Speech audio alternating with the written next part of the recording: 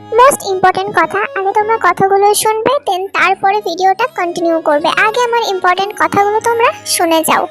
Hello পাখি, সবাই কেমন আছো? আশা করছি সবাই অনেক ভালো আছো, আমি অনেক ভালো আছি। সো আমার সেকেন্ড চ্যানেলে তোমরা জানো হয়তো বা যে স্ট্রাইক করার কারণে আমার এক সপ্তাহের জন্য ওটা বন্ধ রেখেছে। তো এক সপ্তাহ আমি ওই চ্যানেলে কোনো কিছু আপলোড করতে পারবো না, সেজন্য আমি আমার ফার্স্ট চ্যানেলে, মানে যেটা তোমরা ভিডিওটা দেখতে পাচ্ছ, এই চ্যানেলে এবার থেকে মানে আগামী 7 দিন এই চ্যানেলে ভিডিও পোস্ট হবে। আর বাতাসের গুনগুনটা আমি খুব তাড়াতাড়ি শেষ করতে চলেছি। আশা করছি তোমাদের স্টোরিটা অনেক ভালো লাগবে। ভালো লাগলে লাইক কমেন্ট শেয়ার করবে, চ্যানেলটা সাবস্ক্রাইব করে দেবে। তো চলো স্টার্ট করা যাক। ও হ্যাঁ, আরেকটা কথা যেটা আমি তোমাদেরকে বলতেই ভুলে গেছি। সো আমার সেকেন্ড চ্যানেলটা স্ট্রাইক করার কারণে তো ওখানে আমি ভিডিও দিতে পারছি না। আর ওই চ্যানেলটার কথা যারা যারা জানো না তাদের জন্য আমি পিন কমেন্টের লিংক দিয়ে দিচ্ছি, বা আমার পিন কমেন্টে তোমরা ফার্স্ট যেটা দেখতে পাবে আর কি, ভিডিও স্টাফিং উইথ টাই, ওটাই আমার সেকেন্ড চ্যানেল। সো ওখানে তোমরা বাতাসের গুনগুন বাদ বাকি 21 পর্ব ওখানেই পেয়ে যাবে।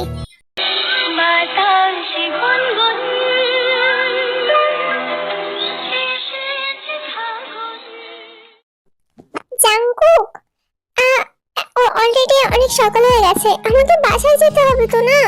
আর তাছাড়া ভাইয়া ভাবি মানে জিমিন আম্মু আপু ওনারা যদি আমাকে সকালে উঠে না দেখে কি ভাববে বলো তো? জাঙ্কুক, আমি বাসায় যাব, চলো না।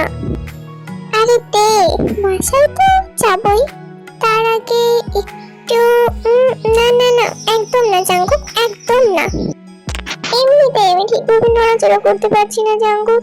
আর তাছাড়া তুমি যদি আবার এভাবে প্রেশার দাও আমি মরে যাব, আমার দ্বারা সম্ভব না। ওকে দেন তুমি ফ্রেশ হয়ে নাও, আমি তোমার জন্য ব্রেকফাস্টটা অর্ডার করে দিচ্ছি, দেন আমরা ব্রেকফাস্ট করে তারপরে যাবো। না জাঙ্কুক, ব্রেকফাস্ট করার টাইম নেই, ওইদিকে যদি আমাকে খোঁজ করে তখন কি হবে? আরে দে, জিমিন আছে তো, জিমিনের সাথে আমার কথা হয়ে গেছে, ও দিকটা সামলে নেবে। ওকে ঠিক আছে। ওকে দেন দে, can I one kiss you? Jungkook, এটা বলা লাগে? এটা তো আমি এমনিতেও দিতাম। তাই নাকি? মিস্টার, ওটা আপনি বললেও দিতাম আর না বললেও দিতাম। এই নিন। সকাল সকাল এরকম মিষ্টি পাইলে তো আমি প্রতিদিন এরকম সকাল চাইবো। একদম না জাঙ্কুক, আগে পারিবারিকভাবে আমাদের বিয়েটা হোক। মানে তুমি কি বলতে চাইছো? আমাদের বিয়ে হয়নি? না মানে আসলে আসলে আগের দিন মামুনির সাথে মনে হয় মায়ের কথা হচ্ছিল, তো মা বলছিল যে যতদিন না আমাদের বিয়েটা হবে, মানে ওনারা আবার বিয়ে দিচ্ছেন, ততদিন নাকি আমাকে ওখানে আর পাঠাবেন না। মানে আমার এক্সাম, মানে ফাইনাল এক্সাম তো আর মাত্র 10-15 দিন নেই, 10 দিনের মতো বাকি আছে। সো আমার রেজাল্ট আউট হয়ে গেলে তারপরে আর কি, মানে কি মানে আমি আমার বউয়ের বাসায় নিয়ে যেতে পারবো না।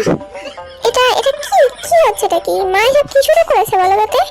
আমি জানি না জাঙ্কুক, ওনারা তো এটাই বলছিলেন, আমি যতদূর শুনলাম। তুমি আমাকে কেন বলনি? বাড়ি তুমি কি আদৌ বাসায় ছিলে? আমার কাছে এসেছিলে? তুমি তো বাসায় ছিলে না, আমি কি করে বলতাম? হ্যাঁ সেটাও ঠিক, বাট এইভাবে হয় না তে। তুমি আর আমি লিগালি তুমি আমার ওয়াইফ, আর তাছাড়া পুরো শহর জানে যে তুমি আমার ওয়াইফ, আর ইউএসএ সবাই জানে তুমি আমার ওয়াইফ। আর তোমাকে আমাকে এভাবে আলাদা করার পারমিশন আমি কাউকে দিইনি, ইভেন কেউ পারে না, তুমি আর আমি ছাড়া। তাহলে কিভাবে কি সম্ভব? জাঙ্কুক, তুমি এমন কিছু একটা করো না যাতে তাড়াতাড়ি আমি তোমার কাছে যেতে পারি। আমার আর ভালো লাগছে না এভাবে। সেটাই ভাবছি কি করা যায় বলো তো। আচ্ছা জাঙ্কুক, আমরা বেবি নিলে কি হবে? তোমার মাথা ঠিক আছে? এতটুকু বয়সে তুমি বেবি নেবে? জাঙ্কুক, আমি কয়েকদিন পরে 20 বছরের হয়ে যাব, আর তাছাড়া যথেষ্ট রাইট আছে আমার। নাতি, তুমি এখন অনেক পিচ্ছি। আর জাঙ্কুক, আমার একটা চাই, না হলে আমি তোমার কাছে যেতে পারবো না। কিন্তু একটা বেবি নিতে গেলে আগে তো আমাকে চাষ করতে হবে। কেন কাল রাতে এতক্ষণ চাষ করে হয় নাই? একটা ফসল ফলাতে গেলে অনেক ভালোবাসতে হয় তাকে, আর ভালোবাসার জন্য তো ফসল মানে চাষ তো করতেই হবে। সেই চাষের জন্যই তো ভালোভাবে ফসলটা উৎপাদন হবে, তাই না? খুব কথা শিখেছো, আর কথা বাড়িও না, আমি ফ্রেশ হয়ে আসছি। আর তুমি সকালে ব্রেকফাস্টটা অর্ডার দাও, দেন আমি বাসায় যাবো জাঙ্কুক। ওইদিকে যে কি হচ্ছে এতক্ষণ কি জানি। আর এতে আমার বাসায় কেউ জানে না যে আমি আর তুমি এখানে আছি, মানে আমি এত বাসায় আছি কিনা আমার বাড়ির লোক তো জানেই না। মানে আরে না, মানে আমি বলতে চাইছিলাম যে আমি কাল বাসায় এসে আগে মাদের সাথে দেখা করে দেন তারপরে তোমার কাছে চলে এসেছি। মানে বাসায় বলেছি যে আমি একটু টায়ার্ড, আমি একটু রেস্ট নেবো। দেন তারপরে আর আমার খোঁজ হয়েছে কিনা আমি নিজেও জানি না। মানে জাঙ্কুক, তুমি তুমি সোজা ওখান থেকে এখানে এসছো? আর এতক্ষণ তোমাদের বাসায় হয়তো বা তোমাকে খোঁজ লাগিয়ে দিয়েছে। তোমার ফোনটা একবার চেক করো, ওনারা কল করতে পারে তো। আরে তে আমি কল চেক করিনি এমনটা না, কল লিস্টে অনেকগুলো মিস কল এসছে আমার বাবার মার থেকে। টেনশন নিও না তুমি, আমি বুঝে বলবো ওনাদের সবকিছু। কিন্তু জাঙ্কুক কিছু না হবে না তে, টেনশন নিও না তুমি, সবকিছু আমার উপরে ছাড়ো। ওকে জাঙ্কুক, বাট বেবির ব্যাপারটা ওটা কাল থেকে না হয় আমরা প্রসেসিংটা স্টার্ট করব। ওকে। ইস লজ্জা লাগে জাঙ্কুক। হ্যাঁ তোমার আবার লজ্জাও আছে? জাঙ্কুক কি হলো?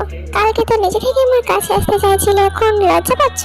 আমি কখন নিজে থেকে কাছে আসলাম? আমি তো বারণই করছিলাম। হ্যাঁ আমি জানি সবটাতে, আর লোকানোর কি আছে? আমি জানি তুমি কাল রাতে অনেকটাই হর্নে ছিলে আমাকে কাছে পাওয়ার জন্য। এমন কিছু না জাঙ্কুক। আর তাছাড়া সকালের ব্যাপারটার জন্য মানে আমি ওটা ইচ্ছে করে করিনি, বাট কালকে রাতে আমি জানি কালকে রাতে তুমি ফুল হুঁশের মধ্যে ছিলে আর আমাকে তোমার কাছে যাওয়ার জন্য আবেদন পাঠাচ্ছিলে, আমি সেটা জানি। দেন সকালে আবার সাপ ধরাধরি নিয়েও এত কেল্লা করলে। জাঙ্কুক প্লিজ, আমি সকালে সাপ ইচ্ছে করে ধরি নাই, ওটা ভুলবশত আমি ঘুমের ঘরে হাত দিয়ে ফেলছি। আর উঁচু হয়েছিল, সাপটা মাথা উঁচু করে দেখতেছিল এমন মনে হচ্ছিল আমার, তাই আমি ধরে তোমারে ডাকছিলাম যাতে কামড় না দিয়ে। তাই কামড়ালে তোমাকে কামড়াতো, আমাকে কামড়াতো না, কারণ এসব শুধু আমার পেছনেকেই কামড়াবে, বুঝেছ? ও জাঙ্কুকের বাচ্চা, ও বাচ্চা তো এখনো হয় নাই, হওয়ার জন্য প্রসেসিংটা স্টার্ট করবো কাল থেকে। তে বেবি অসভ্যটা সরো আমার উপর থেকে, সবসময় জোরাজোরি করতে এত ভালো লাগে। ছাড়ো তুমি আমাকে, ভালো লাগতেছে না আমার, আমি বাসায় যাবো। হ্যাঁ বাসায় তো যাইবা, চলো আগে শাওয়ারটা নিয়ে আসি। চলো আগে শাওয়ার নিয়ে আসি মানে কি? আমি আগে যাবো দেন তুমি পরে যাইবা। কেন পরে কেন যাবো? দুজন একসাথে যাবো। কালকে দেখো নাই নেন্সি আর ইউনহা তো একসাথেই। জাঙ্কুক প্লিজ চুপ করো, আর কিছু বলো না। কালকের কথাটা আমি কখনোই ভুলতে পারবো না। তুমি টাওয়া ছেড়ার জন্য বারবার ওয়াশরুমে যাচ্ছিলে। এই আই হোপ ইউ নো আমি কেন ওয়াশরুমের ভিতরে গিয়েছিলাম। তবুও তো না জানা ভান কেন করছো? আমি জানি যে তুমি সবটাই জানো। মানে কি জানবো আমি? আমি আমি আমি কিছু জানি না। কিছু জানো না? তাহলে তো দুধ লাগছে কেন? আমি তো কিছু না জানার মতো কিছু বলি নাই। জাঙ্কুক ওয়াশরুমে যাবো আমি, ছাড়ো আমাকে। এটা বলতেই জাঙ্কুকটাকে কোলে তুলে নেয়, মানে আর কোলে তুলে নেয়। তারপরে দুজনে একসাথে শাওয়ার নিতে চলে যায়। এই অবশ্য অনেকবার বারণ করেছে, কিন্তু জাঙ্কুকদের কোনো কথাই শোনেনি। জাঙ্কুক এখানকার পানি অনেক ঠান্ডা, এই শীতের মধ্যে গোসল করতে হবে। ও মা গো, আমি গোসল করবো না জাঙ্কুক। এই আমি ওয়াশরুমে গিজার বন্ধ করে দিচ্ছি, দেন পানি গরম হয়ে যাবে আর ঠান্ডা থাকবে না। আর আমার সাথে গোসল করলে তোমার ঠান্ডা লাগবেই না, আমি তোমাকে গরম করে দেবো। লাগবে না, ছাড়ো তো আমাকে, ফ্রেশ হবো। তুমি যাও। এই কথাটা বলতেই জাঙ্কুক তেকে বাথটাবের মধ্যে ফেলে দেয়, আর জাঙ্কুক বাথটাবের তের উপরে গিয়ে উঠে বসে। আর গিজার বন্ধ করার কারণে পানি অনেকটাই গরম হয়ে যায়। সাথে সাথেই জাঙ্কুক বাথটাবটা ছেড়ে দিতেই সেখানে গরম পানিতে ভর্তি হয়ে যায়। বেবি এখন কি ঠিক আছে? এখনো কি আমার সাথে গোসল করবে না তুমি?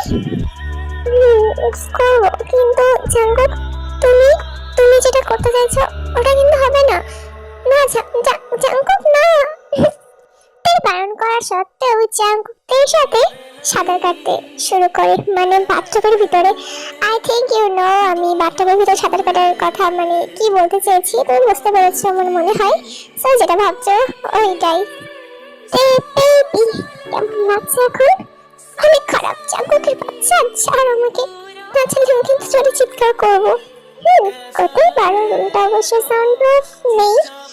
বাইরে সবাই শুনলে তুমি তো মুখে দেখাতে পারবে না কাউকে, তাই না? এমনিতে কালাতে যা করেছো, এতক্ষণে নেন্সিও উঠেই পড়েছে, আর ওরা হয়তো বা লজ্জা বাইরে যেতে পারবে না। তুমি কি করে যাবে শোনা ওদের সামনে? 3 মিনিট পর জাঙ্কুক দেখেছে ওয়াশরুম থেকে ফ্রেশ হয়ে দুজনে বাইরে চলে আসে।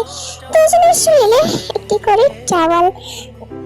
ওয়াশরুমের আয়নায় নিজের চেহারা দেখে তো পুরোই থা হয়ে গেছে, কেননা পুরো শরীরে লাভ বাইটে ভর্তি, গলা থেকে বুক থেকে পুরো সমস্ত জায়গায়। জাঙ্কুক এটা কি করলো? এখন তো আমি ফুল হাত ওয়ালা ড্রেস পরতে হবে আমার, তাছাড়া আমি তো একটা সালোয়ার কামিজ নিয়ে এসেছি। ও মাই গড, ওটা তো স্লিভলেস। আমি এখন কি করবো? তাছাড়া গলাটা কি করে ঢাকবো আমি? আমার এখন মাথা ওড়না দিয়ে থাকতে হবে। হায় আল্লাহ, জাঙ্কুকের বাচ্চা কি করছো তুমি? এটা কেন জানি না কি করেছি আমি? কি করেছো মানে? এখন জিজ্ঞাসা করছো কি করেছো? আমার গলায় এটা আমি ঢাকবো কি করে? একটু ফাউন্ডেশন লাগিয়ে নাও, ঠিক হয়ে যাবে। জাঙ্কুক, আমি এটা ঢাকার জন্য বলিনি, আমার ব্যথা করছে সমস্ত শরীর। আমি এখন কি করব? তাহলে পেইনকিলার খেয়ে নাও, আমার কাছে আছে, দেবো। মানে তুমি কি সবসময় সাথে করে নিয়ে ঘোরা বেড়াও নাকি? না মানে কখন মাথা যন্ত্রণা হয়, কখন কি হয় আর কি, সেজন্য আমার কাছে সবসময় থাকে। আচ্ছা, ওই জন্য থাকে নাকি তোমার মতলব অন্য কিছু ছিল জাঙ্কুক এতদিন ধরে? আরে এসব কিছুই না, বিশেষ করে আমাকে আমি জাস্ট এমনি রাখতাম, কখন কি দরকারি প্রয়োজন পড়ে, যেমন আজকে তোমার প্রয়োজন পড়ে গেল। বিশেষ করেছি আমি। এবার চলো নেন্সি আপুদের কাছে যাব। এখন এত সকালে ওরা? হ্যাঁ উঠেছে, আমি দেখেছি একটু আগে, মানে ওদের কথা শুনতে পেয়েছি। চলো যাবো। চলো, আমার কোনো সমস্যা নেই। তাই জাঙ্কুক আর দুজনে মিলে ইউনহো আর নেন্সির মানে যে রুমে তারা কালকে ছিল সেখানে চলে যায়। জাঙ্কুক দরজায় টোকা দিতে থাকে, তখনই নেন্সি এসে দরজাটা খুলে দেয়। নেন্সি দরজাটা খুলে যখন সামনের দিকে এগোতে থাকে, তখনই জাঙ্কুক খেয়াল করে নেন্সিকে ঘুরিয়ে ঘুরিয়ে হাঁটছে। জিজ্ঞাসা করতেই যে নেন্সি আপু বলে, আরে নেন্সি আপু, তোমার পায়ে কি হয়েছে? এভাবে হাঁটছো কেন?